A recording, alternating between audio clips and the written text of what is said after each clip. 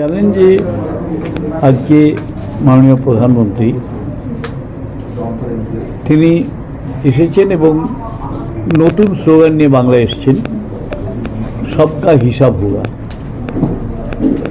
বাংলা এই হুমকি পরিষ্কারভাবে শুনেছে, 2021-এ শুনেছে, 2024-এ শুনেছে এবং তিনি একই বার্তা দিয়েছিলেন, ভোট দাও নাহলে ফল ভোগ করবে। সেই ফল কি ছিল? আমরা দেখেছি যে প্রায় 2 লক্ষ কোটি টাকা আটকে রেখেছে, 100 দিনের কাজের মজুরি বন্ধ করেছেন, আবাস যোজনার টাকা বন্ধ করেছেন। বিজেপি শাসিত রাজ্যে বাঙালি শ্রমিকদের মারধর করেছেন। এটাই বিজেপির হিসাব। তাই স্পষ্ট করে বলি যে বাংলাও তার হিসাব করবে গণতান্ত্রিকভাবে গণনার দিনে। প্রতিটি আটকে রাখা টাকা, প্রতিটি মুছে দেওয়া ভোটার, প্রতিটি নিহত বাঙালি শ্রমিক এবং প্রতিটি অপব্যবহৃত প্রতিষ্ঠানের জন্য। বাংলা প্রধানমন্ত্রী শব্দটাকে ঘৃণা করে না, বাংলা ঘৃণা করে এই প্রধানমন্ত্রীর কাজকে। প্রায় 2 লক্ষ কোটি টাকার প্রাপ্য আটকে রাখা হয়েছে, 100 দিনের কাজের মজুরি বন্ধ করে রাখা হয়েছে, আবাস যোজনার টাকা বন্ধ করেছে, জল জীবন মিশনের বরাদ্দ প্রায় শূন্য। 91 লক্ষ ভোটার বাদ, এসআইআর লাইনে দাঁড়িয়ে 200 জনের মৃত্যু। বিজেপি শাসিত রাজ্যে বাঙালি শ্রমিকদের উপরে আক্রমণ।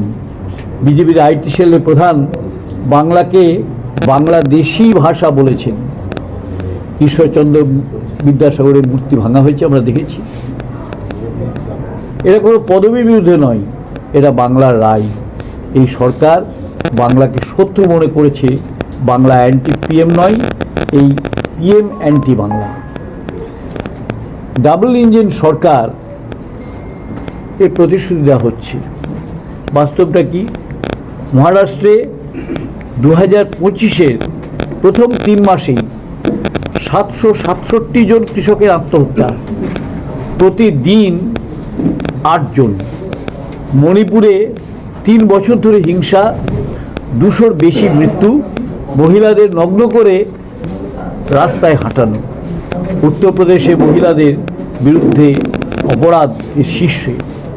বাংলা এই ডাবল ইঞ্জিন 3 বার দেখেছে, 3 বারই প্রত্যাখ্যান করেছে, আবার করবে।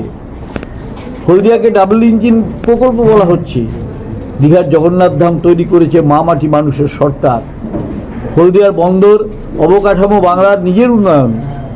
হলদিয়া বারাণসী জলপথ কেন্দ্রীয় প্রকল্প হলেও বাংলার তৈরি অবকাঠামোর উপর নির্ভরশীল। বাংলার সম্পদের কৃতিত্ব নেওয়া কিন্তু টাকা আটকে রাখা, এটাই কেন্দ্রের নীতি। মালদার ঘটনাকে আইন শৃঙ্খলার প্রকল্প বলা, আইন শৃঙ্খলার প্রমাণ বলা হচ্ছে। বাস্তব হলো যে নির্বাচন কমিশন বাংলার প্রশাসন সরিয়ে দিয়েছিল। ডিএমকে সরিয়েছেন, এসপি ঘটনাস্থলে ছিলেন না, 5 ঘন্টা পরে ব্যবস্থা নেওয়া হয়। দায়িত্ব ছিল কমিশনের। আর হিংসার মূল অভিযুক্ত ছিলেন এআইএমআইএম প্রার্থী, যিনি বিজেপির প্রভাবিত নেটওয়ার্কের অংশ, যা স্টিং ভিডিওতে প্রকাশ পেয়েছে। বলা হচ্ছে বিজেপি এলে সব কেন্দ্রীয় প্রকল্প চালু হবে, কিন্তু 2021 থেকে বাংলা অপেক্ষা করছে। 100 দিনের কাজের টাকা বন্ধ, 12 লক্ষ বাড়ির টাকা বন্ধ, জল জীবন মিশন শূন্য বরাদ্দ, গ্রামীণ সড়ক যোজনায় মাত্র 13% টাকা ছাড়া হয়েছে। এটা ভুলে যাওয়া নয়, এটা রাজনৈতিক শাস্তি। জেতার পর প্রকল্প দেওয়ার প্রতিশ্রুতি, এটা শাসন নয়, এটা চাঁদাবাজি। আমরা দেখেছি যে মাননীয় প্রধানমন্ত্রী মাছ নিয়ে প্রতিশ্রুতি দিয়েছেন, যেন বাংলা মাছ চেনে না। দেশে মাছ উৎপাদনে বাংলা দ্বিতীয়।